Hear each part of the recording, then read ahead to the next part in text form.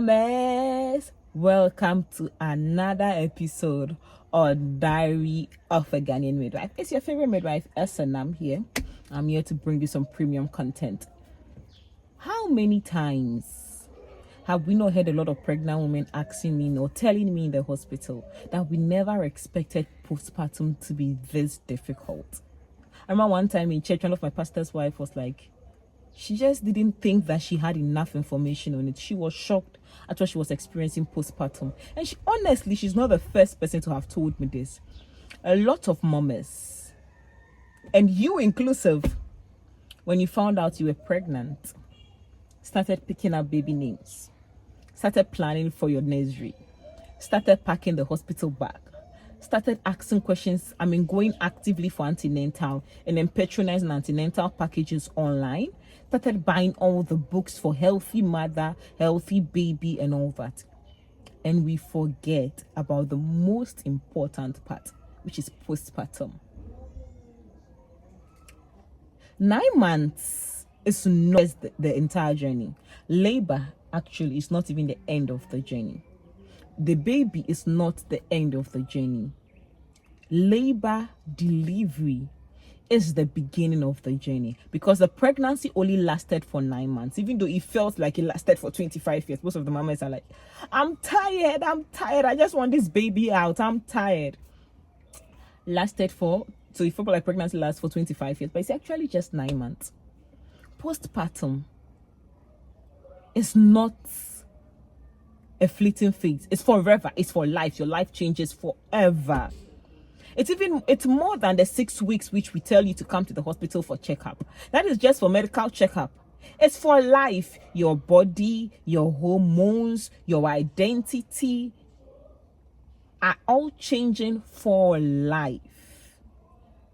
The baby is born in 1 day, and a mother is also born for life.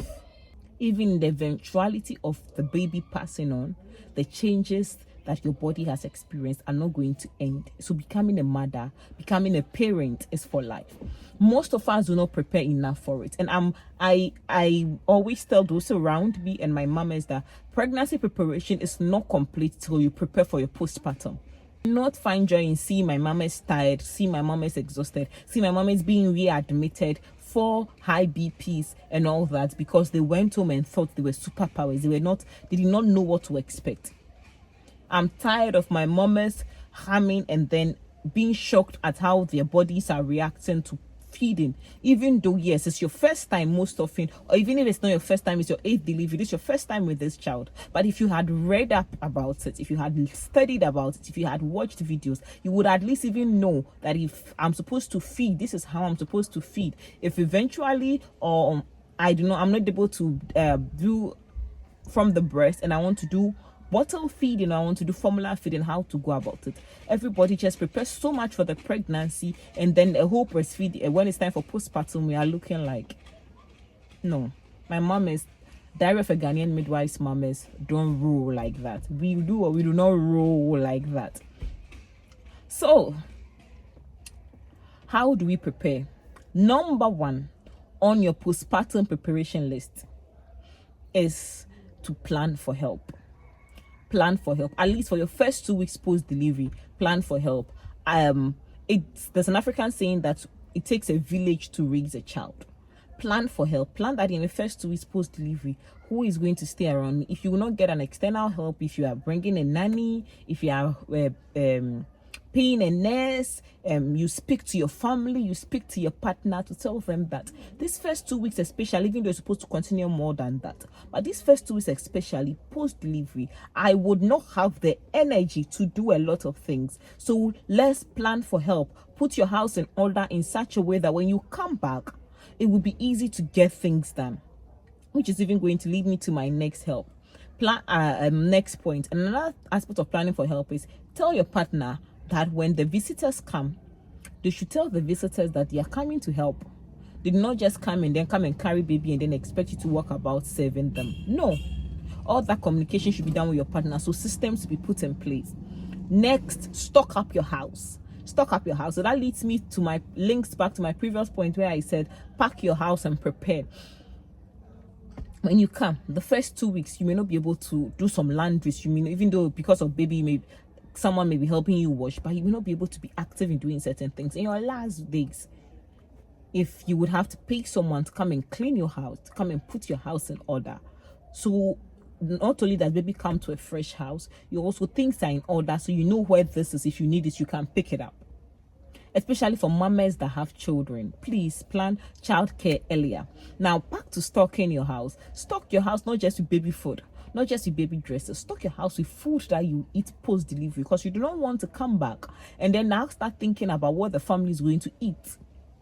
Especially for people that you know that your partners will not be able to help you, which they should, but if you find yourself in that situation, you're already there. Plan. If you're going to have cooked food prior, order food prior, save it in store it in the freezer. So when you come back, you know that you have soups, I have stews, I maybe have rice cooked up. So the first 2 weeks, especially, I do not have to stress myself. In stocking the house, please have a mother's corner, your nursing corner, because when you are preparing for baby, we are going to have the baby's bathing side. You are going to have a changing corner for the baby, where you put the baby's diapers, baby's clothes, and diaper warmer, wipe warmer, and all those things for the baby. Have a mommy's corner. In your mommy's corner, what should be there? You should have your chair and your stool so that you can stretch your leg. You should have your pillow there. You should have your nursing pillow there too. You should have a table where you have healthy snacks there. So when you sit down that you're going to feed baby, it's not now that you're standing up to go and take water. Have a table with your water stocked up there, so that at least maybe you would stock up each time you are going to feed. But it's not during feed you remember, I want to drink water, so you now stand up. No. You have your healthy snacks, you have your supplements, you have your BP apparatus to be checking your vitals. I've talked about healthy snacks, BP apparatus, your supplements, your postnatal medications. You have your water stocked up there. You have probably 1 or 2 comfortable clothing, so in case you soil your dress or something, you can easily change. You have your breast pads there to fix into the bra each time you feel like probably the old one is filled up and then you're going to stain your dress. You have probably an extra breastfeeding bra there or something in case you're walking around and you had to feed and you later just want to wear the bra because it's your house. Have your breastfeeding corner, stock it up. It's not now that, hey, pick this for me. If there's nobody in the house, you're going to stress. As much as you're packing baby's dresses, as much as you're packing changing corner, please put mommy's corner too. Also, I'm so particular about please stock up food. I'm saying doesn't mean we all have the money. I know you don't have necessarily may have the money, all the money in the world, but please plan, because I don't want my mom is coming back and then the next day they are in the kitchen. Hey Joe, please. The totally house on your health is just too much. Nextly, speak to the partner about expectations. Because most partners, especially first-time parents, do not know what to expect because they've never read or they've probably never paid attention to what postpartum should look like. I'm telling you, postpartum is ghetto. You will pull through, but postpartum is ghetto. Your body is changing. You are now understanding certain things. You sometimes don't even know what is happening to your body. You are feeling overwhelmed. You are feeling emotional. Have a conversation with your husband or your partner and tell him or tell your partner that in this phase, I'm likely going to be overwhelmed. One, postpartum is not easy, so I expect that you help me. Since some partners expect that you tell them before they do it, have that come. I expect that you help me, and I expect that you will go easy on me. Help me and go easy on me. Because some partners may expect their wives to snap back, move, which is why that snapback culture is very toxic. I don't even know where it came from. That's just snap back, start attending to bedroom responsibilities and all that. You have to sit the person down, which are the normal circumstances. I don't even think that we should, as adults, you are reading, you should know what, I mean, didn't you see what happened to your mother? Even if you were the last born and your mother didn't give birth after you, can't you see what is happening around? That somebody have to tell you. But because we do not always have very emotional, intelligent people around us, and it's not your fault, it's on them. Please, if you know whoever your partner is, sit them down, talk to them that this season is going to be a new phase for me. Even if it's your 4th child, it's still your first time experience with that child. Please go easy on me and help me a lot. And on the days I do not feel like myself, remind me of who I was. And let me feel like myself a lot. Next on our preparation list is know your warning signs. Know your warning signs. When you were pregnant, you knew that if you don't feel fetal movement, you should report. Do you know what you should expect postpartum? Do you know that when you see bleeding, this bleeding is normal? This is not normal. Do you know the number of parts you're supposed to change in a day? Do you know that if I see a blood clot, I'm supposed to be okay or I'm not supposed to be okay? Take your time to study about warning signs postpartum, so that when it's happening and the house doctors who have no medical degree are telling you that no, this is normal, you will tell them that the headache that is not going even with pain meds, it's not normal. You will tell them that the dizziness I am feeling is not normal. You will tell them that no, what is happening to me, the way my leg is swollen and with accompanied pain, it's not normal. I need to move to the hospital immediately. Some of the death experiences and the near-death mix should not have happened if mamas knew what they are supposed to check for.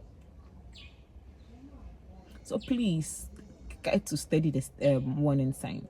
Now, what to expect? Physically, you expect that your body will be sore. Whether vaginal birth or abdominal birth, you expect that your body will be sore. You would expect that your uterus is shrinking to pre-pregnancy state. The uterus that was once firm carrying the baby is now lax. You would expect bleeding. You'll be changing pads. So what we call lochia. So there are the three types: the lochia, rubra, alba, serosa, and that it keeps the color keeps changing. So you move from the bright red to the pinkish red to the brown. Your number of pads you change daily should reduce as the days go by. It's okay to soak one pad every hours, in not like every hour, one pad in a number of hours, probably 3, 4, 5, 6 hours, depending on how heavy your blood flow is. You would know you're normal. But it's not okay to be changing pad every hour. That's 24 times in 24 hours. No, it's not okay. You can't be bleeding that much. So if you notice you are changing your pad very regularly, that you're looking at probably like one pad every hour and it's getting filled with accompanying clots, please, it's not okay. Come back to the hospital. Especially for our mamas who gave birth vaginally and were discharged early. Some even were discharged 6 hours post delivery. Please, no, rush back to the hospital. And the eventuality of you, let's say you were bleeding, you know how many pads I change a day, maybe 3, 4 pads a day. I keep down there fresh all the time, so I change my pad as often as possible. So it's not like it's necessarily becoming filled. I just don't want it there too many for long, also to prevent the occurrence of infection. Then this time, as the bleeding is reducing as the days goes by, maybe by day 7 I'm using like 3 parts a day. Maybe I started with 5 parts a day, and by day 7 I'm using like 2, 3 parts a day. Then all of a sudden, day 8, my use of pad has increased. My bleeding is increasing more than it was reducing, but all of a sudden it's increasing all over again. No, it's not supposed to be so. It's not supposed to be so. Not at all. You get it? Also, you look out for infections. Whether you had a tear, you were given an episiotomy, or your cesarean incision, please look out for infections. Look for signs of redness. Yes, at the beginning, especially for the cesarean section mamas, at the beginning it's okay, some slight redness and some tender pains, but no, you see increasingly redness and pain that no and accompany pass. Even for our mamas that had a tear or an episiotomy, accompany pass, please. No. Also, you please do also check your vitals daily.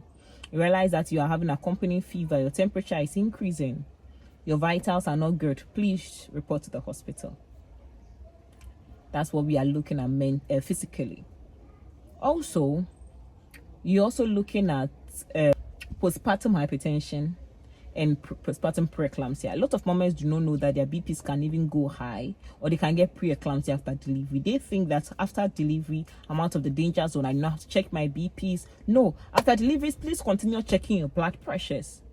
please continue checking your blood pressure. The very moment that you realize your blood pressures keep climbing up, and then also you're having a company headache that does not go away even with pain medication, you're feeling dizzy, unexplained dizziness even after eating, so it's not like you have not eaten, which is why you're feeling dizzy, please report to the hospital. Also, another thing you should look out for is blood clots. So you realize that blood clot is very common with, which is one of the risks that is also talked about a lot. It's very common with postpartum and then pregnancy. So you realize that there's a swelling in your leg accompanying pain, or pain in your chest, please rush to the hospital. Better safe than sorry. I always tell my mamas that it's better to come and they will tell you that it's nothing than to stay in the house and it should have been something. Better safe than sorry. Emotionally, this is the part that we don't talk about a lot. Baby blues, being overwhelmed, not knowing where to go. Your next step is, it's okay because your first time with this baby, or even for first time, this is your first time. Everybody is now telling you, do this, do that, eat this, that. So you can feel overwhelmed. When it happens, breathe in and breathe out and give yourself grace. You will learn. You will learn how your baby will latch properly. You will learn how to position baby properly. You will learn how to bring out the breast properly. You will learn how to mix feed properly.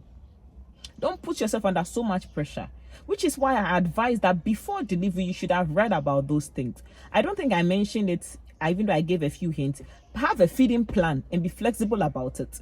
Because yes, most mothers want to do exclusive breastfeeding and all that, but some may eventually not be able to, because your body will not be able to produce enough breast milk, or even the first few days. So study even about breastfeeding. What's the right position? How does baby latch? How do I bring out the breast? How do I position the baby? Study about formula feeding too as a backup plan. In case your first few days you're unable to produce enough milk and your baby has to be fed. How is formula feeding done? 1 scoop of formula to how many mils of water? How do we burp a baby? So you don't become overwhelmed. But in the eventuality that you didn't study about those and you are here and you're overwhelmed, give yourself grace and breathe in and breathe out. This is where the ghetto of postpartum comes in, because you cannot explain to somebody why you are crying at 3 a.m. when you are not in pain, but you're just confused and you are questioning whether you're doing enough. So the mother in that area, I just want to tell you, one, you are doing enough. You are enough for your baby. You are the best mother God put for the baby for a reason. Start from there and find your way around it. There's what we call baby blues, sometimes overwhelming sadness that happens 3 to 5 days post-delivery. It clears with time. But the danger is if when it does not clear and you feel signs of harming the baby. Hey, Joma, please speak to a healthcare provider. Speak to a healthcare provider. Don't sit in your house and solve it alone. Also, there's postpartum anxiety, where you cannot leave your baby with anybody, or even when you yourself you feel like baby is not okay, you are just anxious. Please speak to a healthcare provider. And there's the extreme of that, which is postpartum psychosis, with all these accompanying signs and danger of harming the baby. In the eventuality you feel like I'm just not okay, don't shy away. Come to the hospital and speak to your healthcare providers, please. We are here for you. Don't sit in the house till it goes wrong. To everybody watching this, whether you're first time mom, second time mom, you're pregnant woman, or you are just watching this because your sister is going to give birth soon, or your partner, your wife is going to deliver soon, please be there for them. Do your best for them. And I'm glad that you are watching this video, because it means that you want to do better, or you want to do better for them. Thank you all for watching. If you have any question, please do also drop it in the comment section. I'll be there to answer all. If you have any video suggestions, please leave them also in the comment section. If you have anything you think I should have added or I should have taken out, please also do leave it in the comment section. We are building a healthy community here. Mamas who have ever been through postpartum, how was it like for you? What advice will you give to another postpartum mother? What advice do you wish you would have gotten? And did you get any advice, and how did it help you? I look forward to hearing from you all. Till next time. Bye bye.